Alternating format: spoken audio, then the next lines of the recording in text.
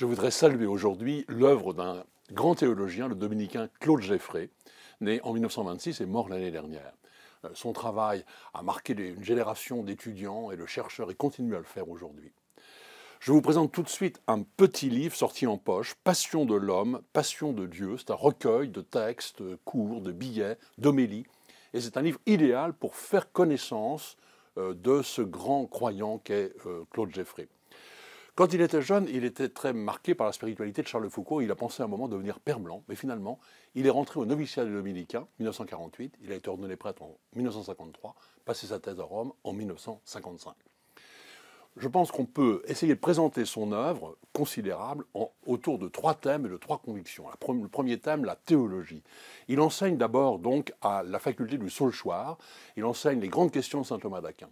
Et même s'il a pris des distances par rapport au thomisme comme tel, il reste bien un disciple de saint Thomas par son engagement décidé sur la cogitatio fidei, la réflexion sur la foi, la réflexion de la foi sur elle-même. Et c'est le nom d'ailleurs d'une collection qu'il a dirigée aux éditions du Cerf et qui comprend 300 volumes. Conviction donc que la lucidité critique n'est pas du tout contradictoire avec l'authenticité de la foi, bien au contraire. Ensuite, il est patron de l'école biblique de Jérusalem, mais surtout il enseigne à l'Institut catholique de Paris. Et là, je vous cite deux œuvres majeures.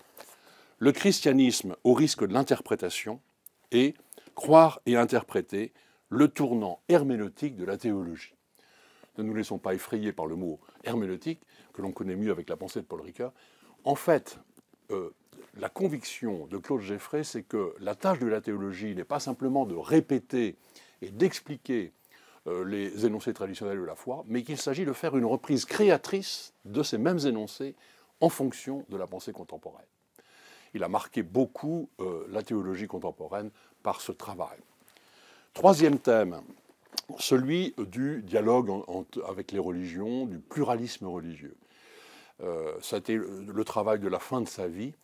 Il s'est attaqué à une question difficile, avec en particulier ces deux titres-là, De Babel à Pentecôte, essai de théologie interreligieuse, et puis le christianisme comme religion de l'Évangile.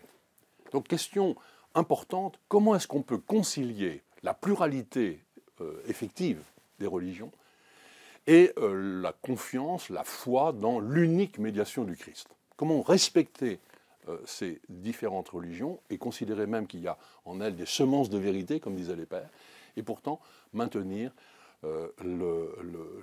l'unique médiation du Christ. En fait, donc Claude Geffray pense qu'il faut distinguer l'universalité du Christ et l'universalité du christianisme historique. Question donc difficile, délicate, qui est encore en chantier, bien sûr, aujourd'hui. Et je termine par un livre qui vient de ressortir en poche, formidable, qui s'appelle Profession théologien. C'est un entretien avec Gwendoline Jarzik. Et c'est vraiment un très bon livre pour comprendre cette pensée, quelquefois un peu complexe, et pour s'en nourrir.